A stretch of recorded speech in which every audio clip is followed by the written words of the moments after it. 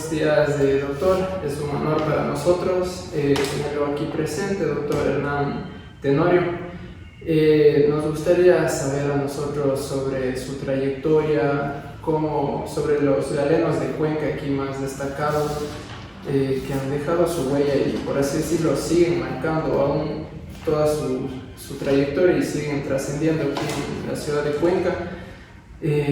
Bueno, cuéntenos, nos gustaría saber primeramente cuál fue su motivación para ser médico. ¿Cuál fue mi motivación para ser médico? Creo que cuando niño tenía tres opciones. Mis sueños eran ser cura, ser chapa, ser real, ser chapa, o ser abogado.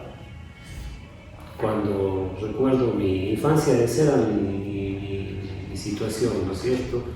Pero posteriormente fue cambiando cuando estuve en el colegio Rafael Borja. Tuve un maestro que daba biología, era tan humano, tan sencillo para entender lo que la física era tan difícil y complicada, la química quizás también nos complicaba al maestro, pero este maestro Iván Orellana Valdivia, médico actualmente y médico especializado en alguna de las ramas más difíciles de la salud, nos imbuyó eso, o sea, una base de entender que la medicina era un servicio, que la salud era una necesidad y que era un derecho humano. Entonces nació el deseo de ser médico. No pensé dos veces ni tres veces cuando decidí a cuarto o quinto curso de colegio. Yo ya sabía que iba a ser médico. Se había decidido ser eso porque podía llegar al ser humano, podía servirle al ser humano y podía entenderle mejor al ser humano. Y esa fue la motivación. Se olvidó lo de chapa, se olvidó lo de cura y bueno, creo que llegas mucho más que esas otras profesiones. Es la posibilidad de llegar al alma del ser humano, porque el médico no debe olvidar jamás que está frente a una persona y que la persona está necesitando que le escuches. Eso es lo que más espera el paciente, ¿no es cierto? Que le escuches.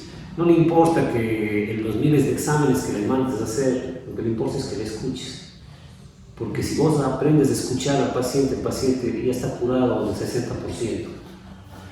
El 40% serán el resto de cosas que hagamos. Pero si tú no lo escuchaste, puedes haber hecho miles de exámenes y posiblemente esa mente no recibió el mensaje y se niega a curarse. Entonces es importante saber que nosotros somos los únicos, diría yo, que las profesiones que podemos llegar al adentro del ser humano, a entenderle, a comprenderle y a ver por qué. Porque a veces decimos, debe estar con tal enfermedad. Sí está, y tiene un 40% orgánico, ¿no es cierto? Y el 60% está acá arriba, en nuestra mente, ¿no es cierto? Y esa es la que necesita y que está gritando, me escuchen. Por eso vengo, que me escuches. Esa es nuestra pelea hasta la actualidad, ¿no es cierto? Porque el ministerio y las normas de salud es a 15 minutos por paciente y chao, a todos los que tienen gripe, tal cosa, y rapidito, y más estoy en la computadora. El paciente no necesita eso, necesita que le escuches. Entonces nosotros estamos peleando y venimos peleando porque el médico tiene que tener más tiempo. Como tiene el psicólogo, como tiene el psiquiatra, ¿no es cierto? La consulta es más larga porque mucho más todavía escucha mucho más, ¿no es cierto? Entonces es importante que nosotros vayamos a entender lo que hicimos el médico para hacerlo. ¿Cómo fueron sus inicios en la medicina como tal, donde estudió? Bueno, ingresamos a la universidad en 1976, vivimos la parte más dura de lo que fue la Facultad de Medicina cuando vino una crisis existencial. Un grupo grande de profesores abandonaron la Facultad de Medicina por una simple razón. Había una mujer que llegó a ser su decana, una enfermera ¿cómo van a permitir que una enfermera sea jefa de un médico? Muchos de los médicos éramos santos y éramos dioses, ¿no es cierto? Entonces no podían permitir. Se daba todavía el machismo muy abrasador y vivimos esa crisis en el primer ciclo de carrera. Pero nos dejó una huella. Nos dejó una huella que nosotros teníamos que pelear por el derecho de la mujer a ser profesional, a ser igual que nosotros. Nos dejó una enseñanza bárbara. Cada ellos se fueron, eran excelentes maestros, y qué sé, ya no tuve la suerte de compartir con ellos, pero los que vinieron en cambio ya tenían un concepto diferente, un concepto de que la mujer sí tenía obligaciones. Aquí está una compañera que nos acompaña aquí, que es obstetra y sabe que cómo eran las obstetrizas, les decían parteras con título. Si les decían, era menosprecio, ¿no es cierto?, a la mujer, o simplemente a la mujer era: ¿usted qué hace aquí? Vaya a la cocina, usted no puede ser médico. ¿Que vino a buscar marido? Así eran los profesores desde entonces. Eso nos motivó a nosotros a hacer una lucha paulatina en el proceso de equidad de género, ¿no? Y tal vez esa fue la razón por la que escogí después mi carrera profesional de especialidad, porque veíamos esas injusticias, ese deterioro de lo que es el sentido de igualdad, de equidad. Bueno, entramos, tocó eso, avanzamos, algunos tuvimos profesores aprendices, algunos que estaban aprendiendo, que nosotros teníamos que corregirles, es decir, era el esfuerzo del estudiante de mejorarte para aprender, porque tal vez el maestro estaba cogiendo mal el hueso, patas arriba, ¿no es cierto? Y tenías que decir: no, está mal el hueso, el hueso es así, ¿no es cierto? Pero era porque ellos también estaban aprendiendo a dar clases como nosotros, pero eso también nos enseñó a ser mejores. Es una de las promociones de la de 1983, es la única que se reúne todos los años, todos los meses. Es la única promoción. ¿Por qué? Porque fuimos, y es tan así, porque en esa crisis se formó la Universidad Católica, ¿no es cierto?, la Facultad de Medicina de la Universidad Católica, los que se fueron formados, y muchos de nuestros compañeros se fueron allá. Y esos compañeros que también se graduaron en 1983 en la Católica, conformamos una sola promoción. No nos importa a nosotros si es de la Católica o somos una sola promoción de médicos en 1983, y las dos universidades son las únicas, la única promoción que se junta a festejar un año más de trabajo, un año más de vida, ¿no? Y mantenemos una relación muy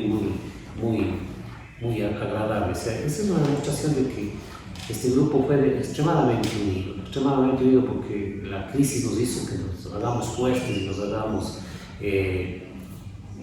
empáticos entre nosotros para poder salir adelante. O sea, fuimos solidarios entre nosotros. Si un compañero tenía problema, una compañera tenía problema, estábamos ahí para sostener. Todos nos graduamos los 60 que entramos, y que recordamos que entramos al primer año, después se nos sumaron un mundo de gente de los otros años que iban quedándose, pero los 60 que en primer año pasamos al segundo, ¿no es cierto?, esos 60, y los otros más somos amigos hasta ahora y compartimos nuestras alegrías y nuestras penas, pero estamos siempre pendientes y siempre reuniéndonos para poder festejar los 5 años, los 10 años, los 15 años, los 20 años, los 40, ¿no es cierto? Ya se festeja. Entonces, esa fue una motivación. Luego vino ya con este trabajo, pues empezamos a inmiscuirnos un poco en las decisiones de la universidad, en las decisiones de políticas de la universidad, ¿no es cierto? Había un dominio de X partido, y que era el dueño de la facultad en ese entonces. Nosotros entramos como progresistas a romper esas hegemonías, es decir, aquí también estamos nosotros a ser escuchados, porque también tenemos una verdad que decirlo, y llegamos a ser presidentes de la Asociación de Escuela de Medicina, es decir, a romper todo el paradigma. Me querían matar porque rompí 12 años de hegemonía de alguien, ¿no? 12 años de un partido, entonces llegaste a romper. Mucha, tenía guardaespaldas, mis compañeros eran mis guardaespaldas. Porque me querían pegar, esa era la gran verdad, ¿no es cierto? Entonces mis compañeros eran los guardaespaldas. Hay un compañero, Pepe desde Soto, que hoy es un gran empresario farmacéutico y todo, él era mi guardaespaldas. Andaba atrás mío cuidándome para que nadie me toque. Pero bueno, hicimos el cambio, cambiamos y mejoramos la facultad, ¿no es cierto? Hubo la posibilidad de la participación estudiantil, de ser escuchados los estudiantes y de que no hay una sola verdad en la vida. Hay varios criterios que pueden conducir a mejores caminos en la facultad. Claro. Sí, bueno, ¿alguna materia favorita que te haya tenido ahí en la universidad? Mi materia favorita. Me gustaba la pediatría mucho, bastante. Eso hizo que trabajase en la área de discapacidades, ¿no es cierto? Niños y adolescentes con discapacidad. Durante prácticamente 40 años de mi vida trabajé en eso y que decida ser sexólogo porque queríamos evitar el abuso sexual, el maltrato al niño o a la niña. Nos comprometimos mucho en la área social, toda la vida.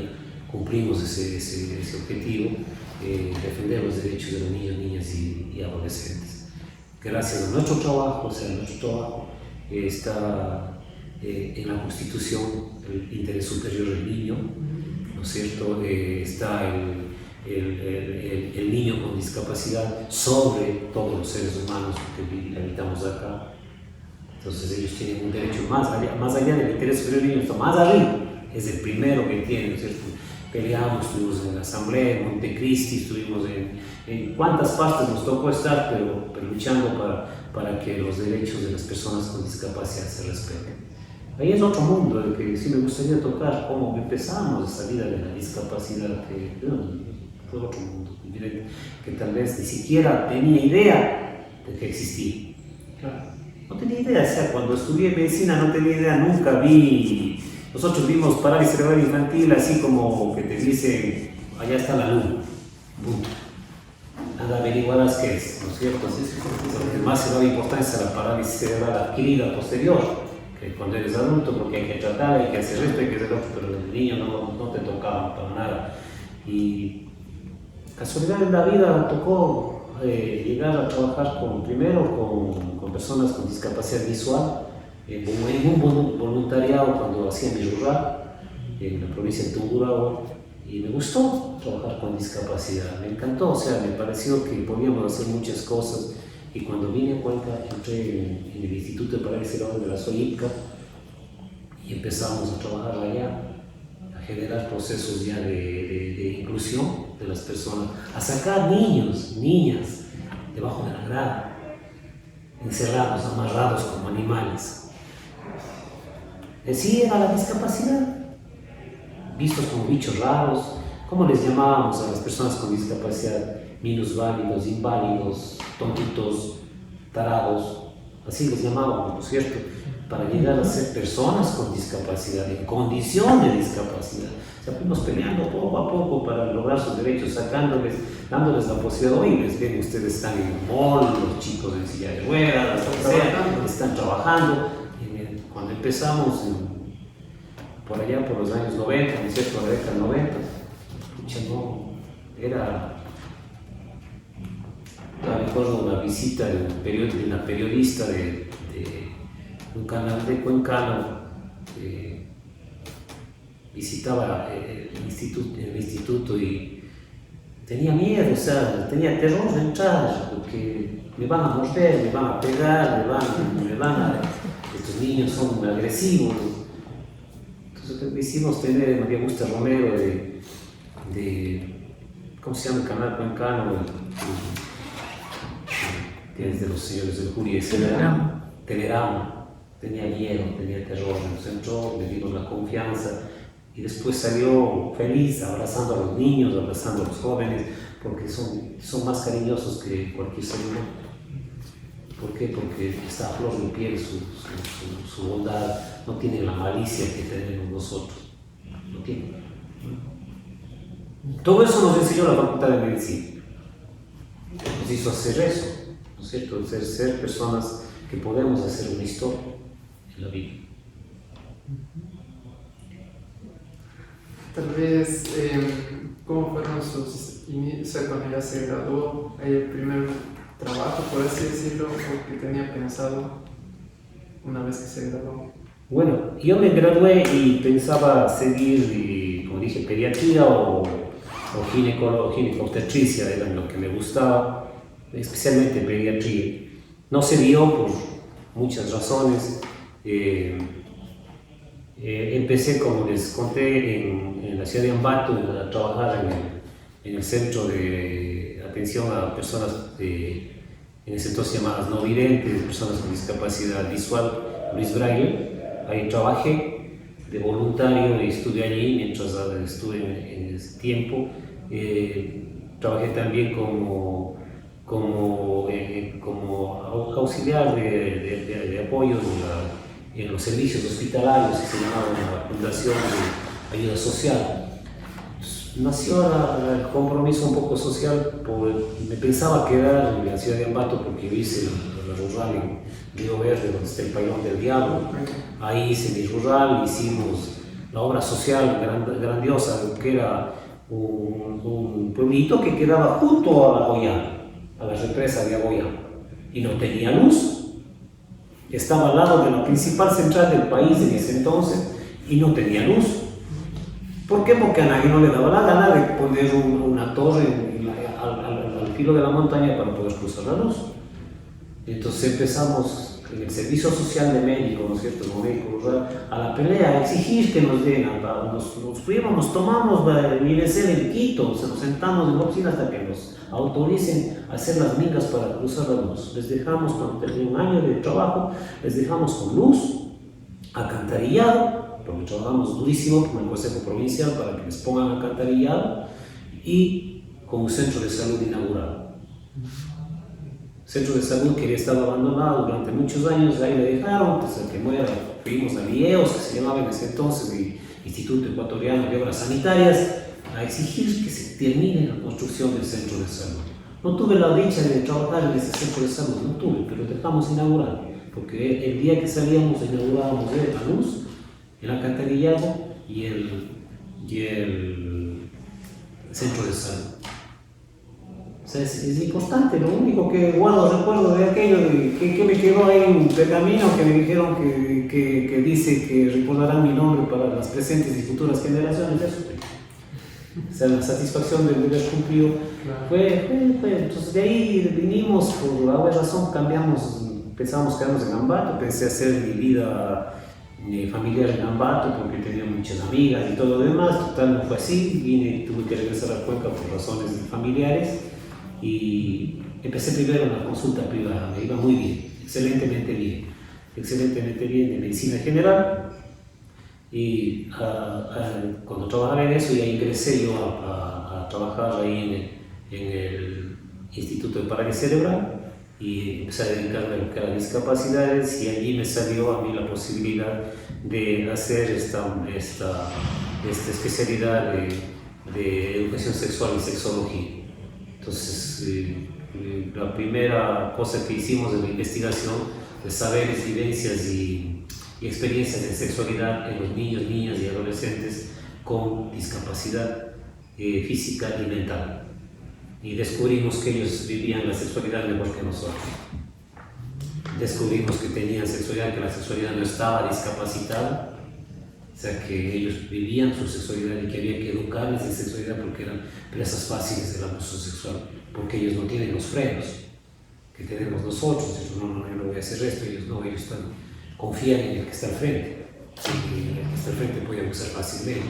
Entonces hicimos una investigación grande que era con la Universidad de Francisco José de Caldas de Colombia, donde hice la especialidad, y me dediqué a esa área. Seguí en las discapacidades trabajando en diferentes patrones estatales, Ministerio de Salud, Ministerio de Educación, que cumplí con ellos mis 40 años de trabajo con ese objetivo y ese don. Y en la privada pues seguí con mi parte de lo que es la sexualidad y educación sexual, la detección del abuso sexual de los niños, niñas, muy complicado. Fui también mucho tiempo perito de la fiscalía para casos de violaciones, de abusos. Entonces, muy complicada. Esa es la parte más no me hubiera gustado hacerlo nuevamente, ¿no? Si no tendría que decidir no hacerlo, no lo haría. Porque es tan delicado, porque tú puedes estar mandando preso a alguien. Si te equivocaste, qué pena, le mandaste 25 años adentro, y si no te equivocaste, qué bien que sea ahí, porque fue un criminal, fue un sinvergüenza, ¿no es cierto? Pero se tiene que trabajar con mucha diligencia y sobre todo la parte más fea es de estar en un juicio. Que tienes que decir tú, y si algo te equivocas, te pueden causar perjurio, te pueden decir que sí. Voy a dar un ejemplo, ¿no es cierto? Algo que fue tan chévere, tan lindo a la vez, pero triste. Una niña de 8 años de un colegio cuencano, un conocido colegio cuencano, fue violada 7 veces por un sinvergüenza. 7 veces violada hasta llegar a sangrar. Y llegó a la consulta, ¿no es cierto? Era una niña acabada, totalmente acabada. Y trabajamos durante un año para recuperar su autoestima, recuperar su yo, y para que pueda enfrentar al agresor, para que pueda decir su verdad frente al agresor. Tenía terror, porque ofreció matar a su madre, ofreció matarle a ella, entonces ella tenía terror. Guardo los dibujos que ella hizo, porque se trabaja mucho con dibujos para que ellos vayan narrando, o muñecos no sexuales, se trabaja muchísimo para que ellos puedan narrar con mayor facilidad. Ella dibujaba al tipo con una mano, o sea, el cuerpo y una mano gigante con la que le pegaba. Y le amarraba en la cama para violarle. Le ponía con cachos y ella sangrando. Se dibujaba así, pero cuando terminamos el año la terapia, ella se dibujó, digo, dibújate ahora, quiero que te dibujes. Dibujó un girasol y una flor. Un sol hermoso, un paisaje lindo. ¿Dónde estás vos? Esta soy yo. Era el girasol. ¿Y quién es la que estaba? Mi mamá. Era la persona que le apoyó durante todo el tiempo, que le sostuvo durante todo el tiempo. Ahora sí estás lista para enfrentar a tu agresor, sí, pero tienes que acompañarme porque tengo miedo. El juez ordenó que ingresase con ella. Estuvimos allí sentados, pues no hablas nada, obviamente, ¿no es cierto? Y ella tenía terror, porque temblaba la niña. El juez entendió, le hizo pasar, le dijo, ve aquí, no te va a pasar nada, nosotros te vamos a cuidar, te vamos a proteger, a ti no te va a pasar nada. Un juez muy inteligente, dio confianza. Y le digo, lo único que te queremos preguntar, ¿está aquí la persona que te hizo daño? Y dijo, sí. ¿Puedes mostrarme quién es? Se dio la vuelta y le dijo, es hijo de ahí. No me volverás a tocar en los días de tu vida. Se fue. El karma que él ya tenía adentro se fue de él. El tipo se escondió atrás del abogado y le echó su cabeza. ¿Y qué recuerdas de eso? ¿Qué queda de eso? La belleza de que ella vive en los Estados Unidos actualmente, es mi amiga en las redes sociales, fui padrino de la primera comunión de ella, y hasta ahora ya sé que ya va a ir a ser madre, tiene su pareja allá, y nos escribimos y nos chateamos, hola padrino, hola hijada, y nos vemos, ¿no es cierto? Qué bonito, o sea, esa es la satisfacción de esta rama de la profesión que vio, y eso creo que narra un poco por qué estamos ahora acá, haciendo historia. Doctor, y en toda su trayectoria, ¿cuál considera usted que han sido sus mayores logros que ha tenido? Perdón, no lo escuché. Durante toda su trayectoria, ¿cuáles consideran los mayores logros que ha tenido usted? El mayor logro personal es la satisfacción de haber hecho una obra que se llama IPCA. Nosotros cuando empezamos con un centro de deportecito en Totoracocha, un chiquitito, y cuando nos retiramos dejamos un centro gigante, grande, digno de las personas que ahí están, con todas las normas para la discapacidad. Es como un pequeño hospital, ¿no es cierto? Pero es un centro de rehabilitación y educación, y dejamos algo con cámaras de seguridad, para evitar el maltrato, el abuso, ¿no es cierto?, de los niños, niñas y adolescentes.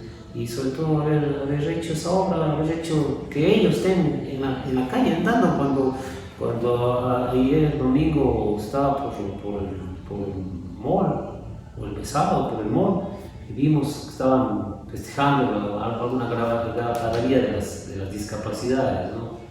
Y bueno, me vino un sentimiento encontrado, se me vinieron las lágrimas a los ojos porque me acordé de todos ellos.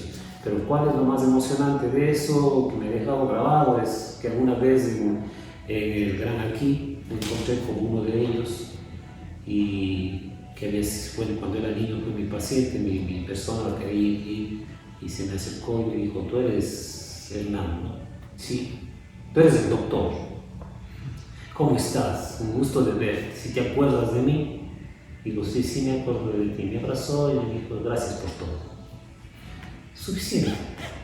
Una persona ya de 40 años que te dijo gracias. Estaba caminando o haciendo sus compras con su familia. Entonces, creo que esa es la satisfacción lo más grande que puedes haber hecho, y haber construido muchas cosas, quizás no para uno, quizás no dejaron dinero, pero dejaron satisfacción interior que sobrepasan las cuestiones económicas. Entonces, sí, es necesario el sueldo, es necesario la remuneración, pero nunca el médico debe olvidar la parte humana. Nunca. Habrá pacientes que el cirujano tenga que decir: no te cobro ni medio porque no quieres. Que no quieres. Y habrá que cobrar lo que tienes que cobrar.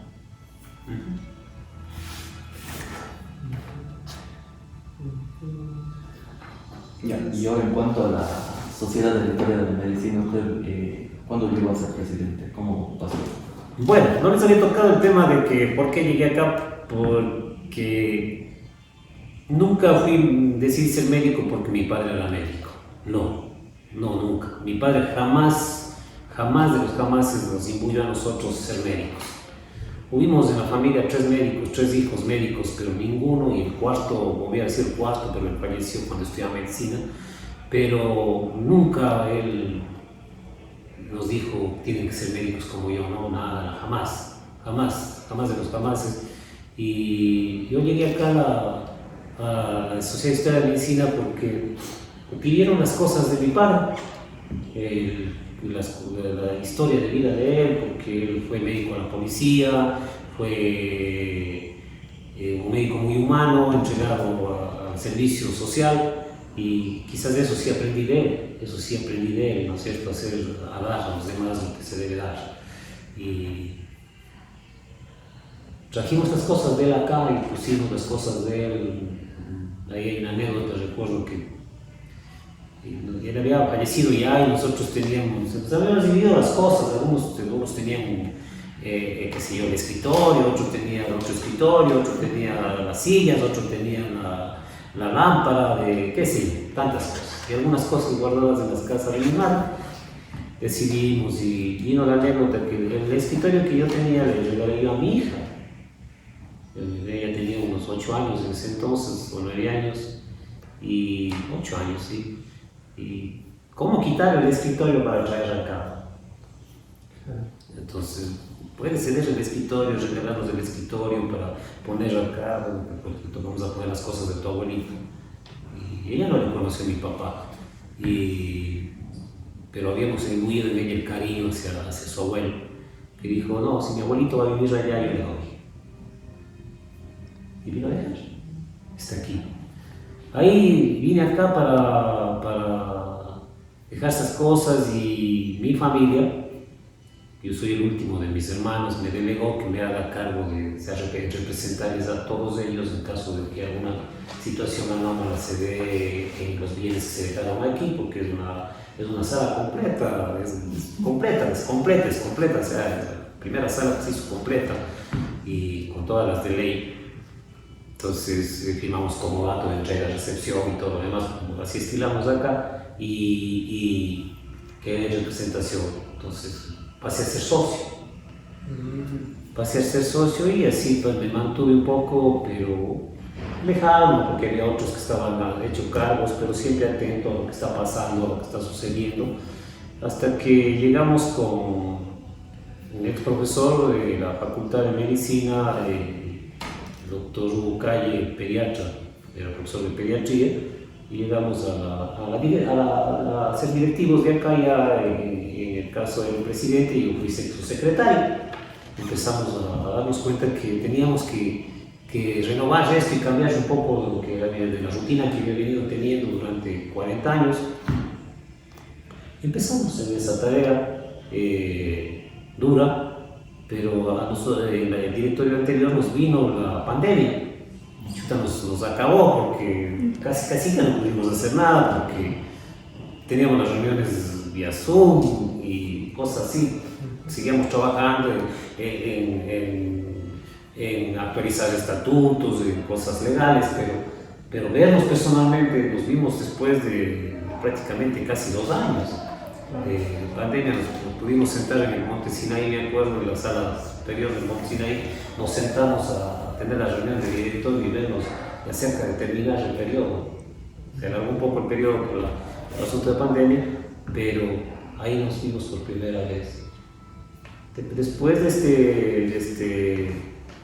este directorio que fui secretario, pues la asamblea decidió, primero el directorio decidieron que estábamos entre 2 personas, podíamos asumir la presidencia, y el directorio apoyó mi nombre, y después un grupo de compañeros que sí pensaron que era el adecuado. Acepté la elección, acepté ese reto, y cuando acepté el reto dije, primero tenemos que acepto el reto, pero hay que ordenar la casa, porque la casa está desordenada.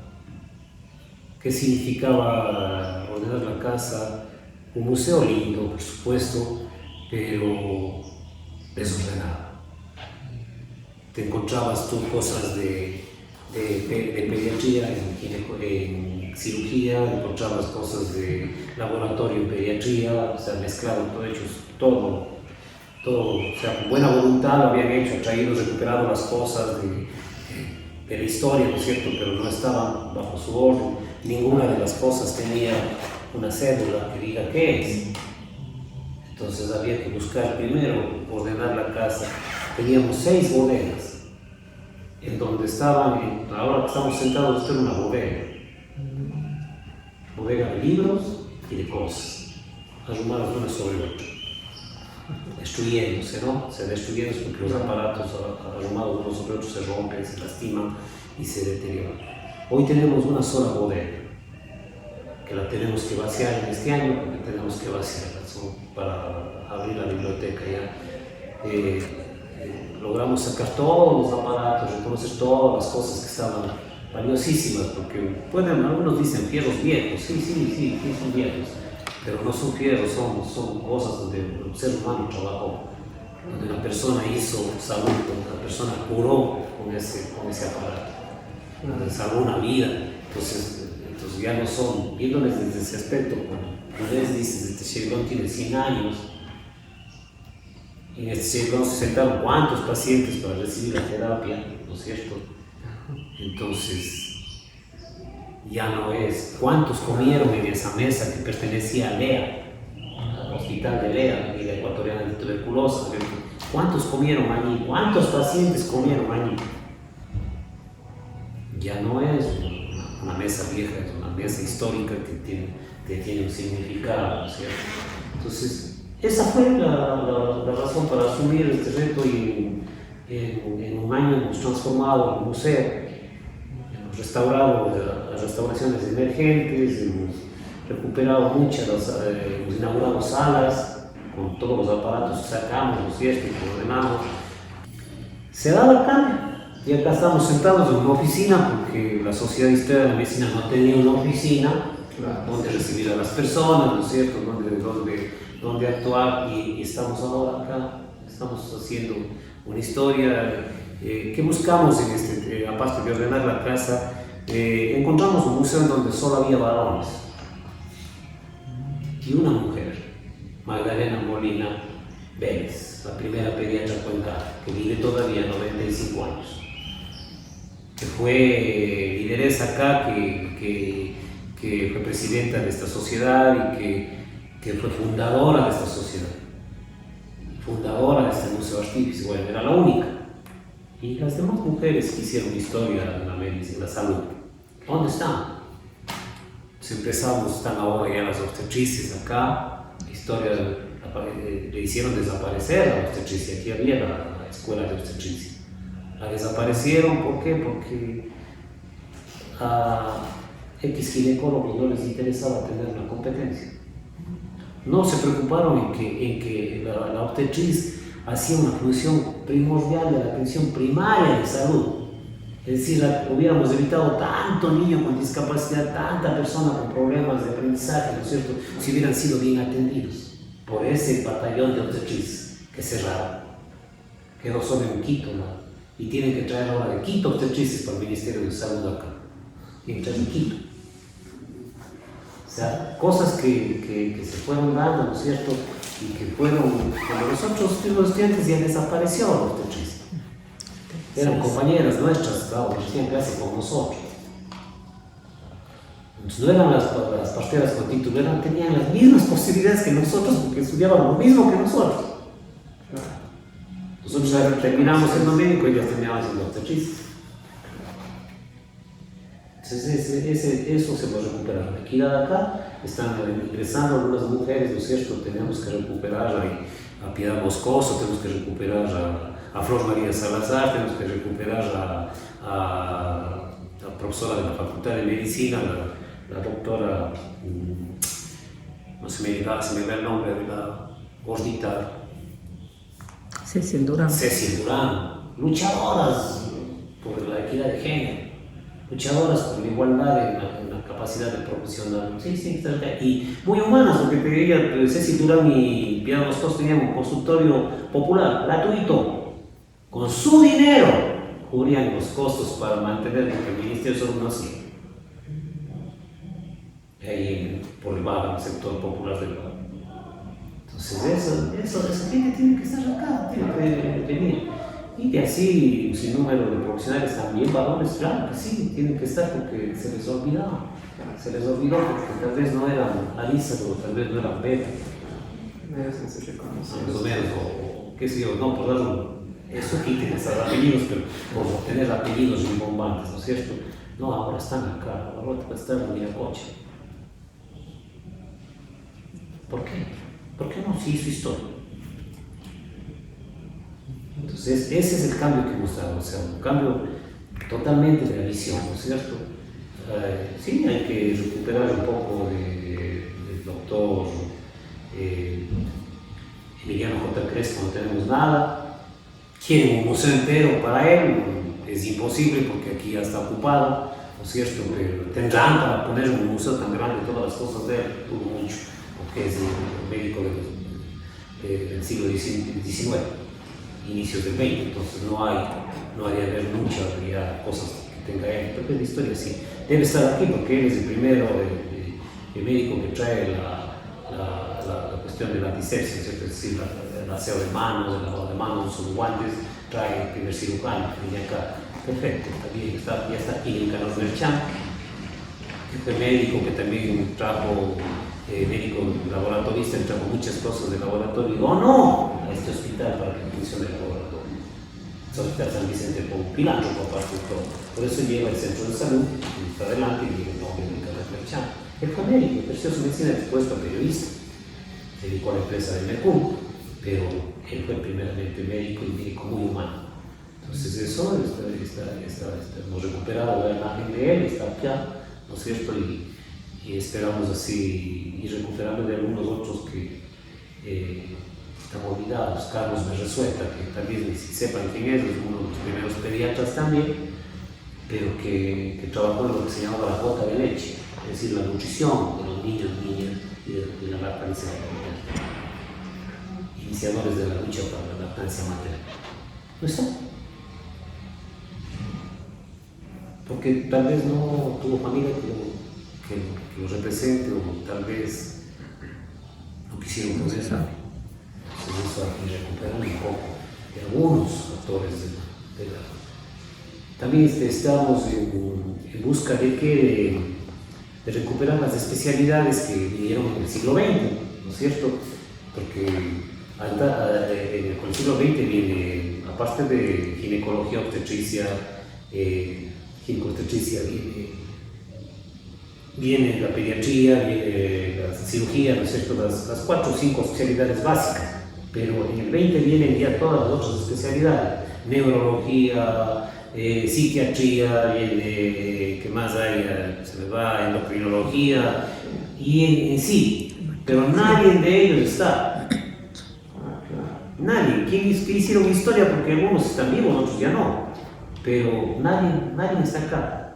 O ya están jubilados, retirados y pasando a dormir.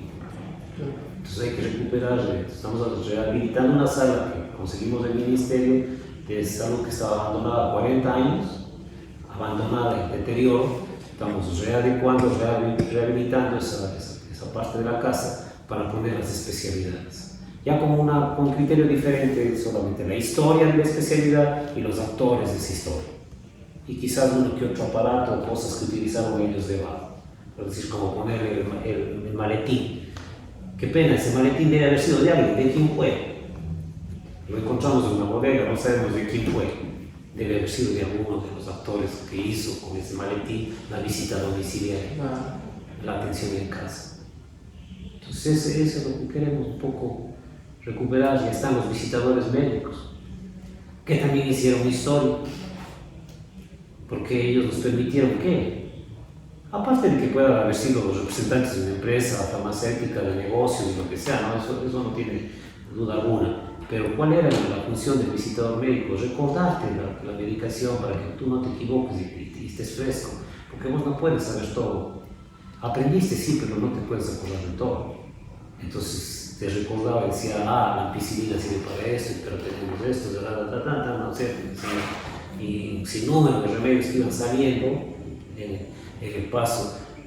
Algo que quisiera contar acá, somos una generación, nosotros, que está hablando, una generación que pasó desde el mimeógrafo al internet. Rapidito. Sí, o sea, rapidito, ¿no es cierto? Entonces, ese es uno de los grandes retos que tuvimos nosotros nosotros conocimos el mimeógrafo, la Facultad de Medicina tenía un mimeógrafo donde hacían las hojitas, escribían a máquina, ponían una matriz y empezaban a sacar como una pequeña imprenta. Hacían los exámenes, los copiados, todo lo que sea. Está aquí. Eso está en mimeógrafo.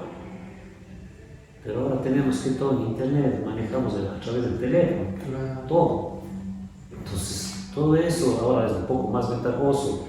Inclusive el visitador médico llega con una tablet y te va enseñando. Antes te tenía que entregar el folleto del medicamento, ¿no es cierto? Ahora te mandan por internet, pero están ellos acá ya. ¿Por qué? Porque hicieron historia.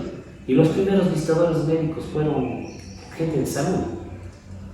José Simón Astudillo, médico, digamos, de químico farmacéutico, fue el primer visitador médico en 1948. Empresario después de la alimentación, dueño de lo que era la limpieza de seco, que incluso se llamaba la química, tenía un nombre, y estoy acá, a sus 101 años vino a visitar a ver dónde van a poner, porque sigue siendo vigente, demostrando que puede todavía ejercer su vida.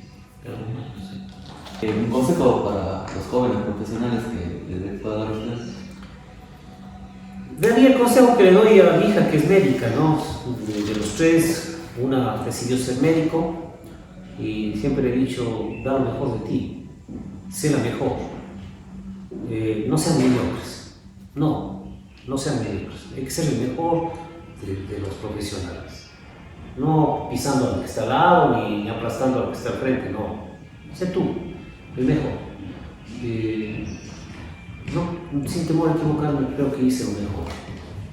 Lo mejor donde tuve y traté de ser, y siempre muy en eso, en mis compañeros, como líder que fui director muchos años en el Centro de Parálisis Cerebral, muchos años, y muy eso, ser los mejores. Y el centro tiene que ser el mejor, porque si no, no. Y este museo tiene que ser el mejor, porque si no, no, ¿para qué me toca? No, si donde vayas haz lo mejor.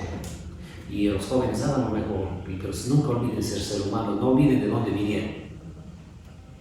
Porque a veces olvidamos de dónde venimos. No olviden que hay alguien que no tiene como nosotros alguna vez no tuvimos. Entonces tenemos que dar a los demás compartir con los demás. Nuestro saber, nuestra ciencia y compartir muchas veces la gratuidad, ¿no es cierto? Pero sin perder que tenemos que hacer un poco económicamente nuestras familias primero, ¿no? Pero den lo mejor de ustedes, sean el mejor. En el área que les toque trabajar, porque a veces creemos, voy a ser cirujano, no salió la especialidad de cirugía, salió, qué sé yo, oftalmología, cogí la necesidad de ser oftalmólogo, pero ser mejor, ser mejor. Es importante para que algún día que ya crezca este museo y sea más grande, estén ustedes también. Así es la historia. Bueno, para cerrar, queremos agradecerle al doctor Hernán Tenorio por este espacio y tiempo que nos ha brindado y bueno, reconocer que esto sirva de ejemplo para los futuros médicos, los jóvenes de ahora y que puedan llegar a sentir esa pasión como tal de ser un médico y no solo pensar en la remuneración, sino en ayudar como tal a las personas y ser sobre todo humanos. Y si te encuentras porque ahora que estamos en esta tarea de recuperar la historia de la medicina, de la salud, ¿no es cierto? Encontramos manos amigas, gente que, voy a darles un ejemplo, no es médico, no es nada que ver con la salud y está donando todo el mobiliario para abrir la biblioteca César Hermida Piedra del Museo de Historia, todo el mobiliario, sin pedir a cambio nada, solamente con el afán de colaborar. Y punto, hay otros redactores que están dando dinero para la rehabilitación del pabellón, como $6,000, $7,000 va a costar esa rehabilitación emergente, y gente que da y que dice yo voy a colaborar sin ningún interés. ¿Qué vamos a hacer a cambio? Tal vez nosotros poner un agradecimiento, su foto y decir agradecimiento, nada más, porque es lo mínimo que podemos hacer. Pero es gente que no está pidiendo eso ni nada a cambio, sino simplemente va a cooperar. Entonces, así también podemos nosotros dar a quien más lo necesita. Ellos están desprendiéndose de un poco para dejar que el museo siga funcionando y siga vivo. Entonces, yo creo que aquí hay muchos médicos que están acá y ustedes pueden recorrer. Ellos están acá, ¿por qué? Por su saber, sí, pero por su humanismo, que es lo más importante. Una anécdota para terminar, José Carrasco Arteaga, ¿no es cierto? Porque lleva el hospital, el seguro social, un médico impulsador de la construcción de los hospitales y todo lo demás, pero muy humano. Atendía en casa los partos, llevaba su mesa ginecológica a la casa, atendía y no cobraba. Tal vez le daban un pollito, una gallinita, unos choclitos, y se iba. Él tenía su puesto de profesor universitario y su puesto de médico del Seguro Social. Pero esto no cobraba. De de él habemos nacido muchos de nosotros, y digo hemos nacido porque yo nací en manos de él. Está acá, pero no porque fue profesor, porque fue médico, no, fue humano. Y una de las anécdotas que nos contaban de él, donde esté Otero Verde, ¿no es cierto? Ahora de ahí eran las cabañas de Viscosil, y le llevaba un señor a ver a su esposa en una moto, pero ahí era de tierra. ¿Qué horas que se cayó el doctor? El doctor regresaba arriba, el doctor caía. O sea, ese es el humanismo. No me importaba ir en moto con tal de atender al niño y salvar una vida, ¿no es cierto? O recibir una vida, dar al mundo una vida más. Entonces, es una anécdota. Quiero que se caiga el doctor. Así que hay que ser humanos ante todo. Y como decías, cerraré con las palabras de César Leonidas Piedra, que nos dejó grabados, y por eso quizás cumplimos todo lo que somos, profesor de Historia de la Medicina. Decía: jóvenes, antes de graduarse de médicos, gradúense de humanos. Muchas gracias.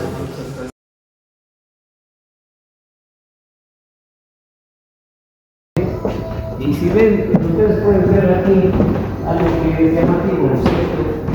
Estos son los primeros visitadores, todos. Casi son hombres, son una mujer. Cierto. Magdalena Molina, ¿cierto? Vamos a ponerles a las mujeres de los años 90, porque en los años 90 ya empieza la equidad de género. Entonces aquí vienen ellas, pero cuando armaron la muestra solo vinieron ellos. ¿Por qué ni una mujer al reto, no? Entonces tuvimos que llamar a las compañeras y darles de aquí. Les dejamos un espacio, por favor. ¿Sí? Esa era una realidad. Claro. Hay biólogas, hay pediatras, hay todo lo que quieras, eres lo que quieras. Pero, y ahora son, ustedes que están en medicina, más son mujeres que varones. Sí, la verdad sí. De la promoción de mi hija, que se graduó, yo cuando fui a la promoción, quedé loco, eran poquitos varones y eran toditas mujeres. Si viene el cambio, ¿no? Están todas las obstetrizas. Las que hicieron historia de la obstetricia, ellas entendían el pasto vertical, el pasto en agua, el pasto como quiera. Ya. Ahí está. La historia de las obstetrizas. Ya se recupera la imagen de ellas, ¿no? Estamos terminando esta muestra, falta la Cierto. hoja de vida de alguna compañera y cosas que han tenido ellos que han utilizado en su proceso de trabajo. Y ella está acá, y al fondo. Aquí tiene un espacio donde va a ir Cecil Durán y la doctora Moscoso, Pilar Moscoso, y ¿cómo se llama? La doctora Flor Salazar. Claro. Por esto vine acá. Todo esto era el consultorio de él, el consultorio para ir frente a la catedral nueva, el segundo piso, donde es la catedral. Ahí, enorme, tenía todo. Otro día que estaba aquí, visitaba al médico, Juan Vázquez, el visita al médico, se acuerda de que mi papá le ha cosido aquí, se ha roto aquí, se ha roto la otra, dice, ahí es, se acuerda. El visita al médico tiene 70 y pico de años, ¿no?